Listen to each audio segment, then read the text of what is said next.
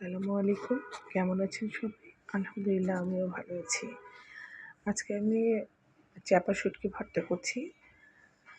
তো ১ম এ আমি ফ্রাই প্যানে একটু বেশ খানিকটা তেল দিয়ে দিলাম। দিয়ে আমি এখানে ১ কাপ পেঁয়াজ কুচি দিয়েছি। আর এখানে আমি বড় রসুনটাই ব্যবহার করেছি, সেটা ১ কাপের একটু কম। তো এই পেঁয়াজ রসুনগুলো দিয়ে আমি একটু ভালো করে নাড়াচাড়া করে নিলাম। আর আমি এর ভিতরে স্বাদ মতো লবণ দিয়েছি। শুকনো মরিচ দেবো ৭-৮টা শুকনো মরিচ আর ২টো কাঁচা মরিচ দিয়ে আমি আবারও ভালো করে নাড়াচাড়া করে নিচ্ছি। আমি এটা গোল্ডেন কালার পর্যন্ত একটু অপেক্ষা করছি। গোল্ডেন কালার হয়ে গেলে পরে আমি শুটকি মাছটা দেবো। তো আজকে আমার মনটা একটু খারাপ। আমার ছেলে মেয়ে দুজনেই না অসুস্থ। কালকে পরীক্ষা, তাদের অর্ধবার্ষিকী পরীক্ষা।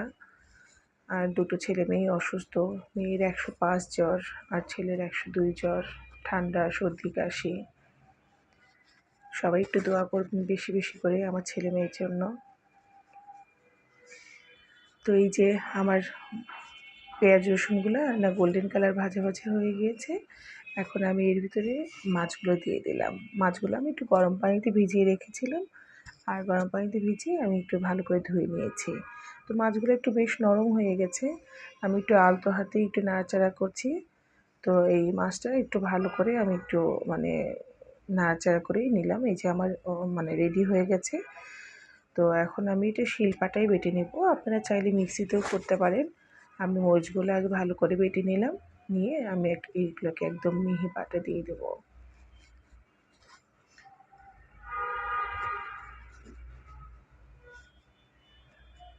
তো আমার কিন্তু এই যে দেখুন অলমোস্ট বাটাটা হয়ে গেছে। একদম মিহি বাটাটাই হয়ে গেছে। আমি শিলপাটায় আসলে ভর্তাটা শিলপাটায় মানে বেটে নিতেই আমার ভালো লাগে, আমি পছন্দ করি। তো যাই হোক আমি এভাবেই করে নিলাম। আর আমার এই ভর্তার রেসিপিটা যদি আপনাদের ভালো লেগে থাকে অবশ্যই লাইক, কমেন্ট, শেয়ার করবেন। আর আমার জন্য, আমার পরিবারের জন্য একটু বেশি বেশি দোয়া করবেন। বিপদ যেন মুক্ত হয়ে যায়। আমার বাচ্চাদের জন্য দোয়া করবেন। আল্লাহ হাফেজ।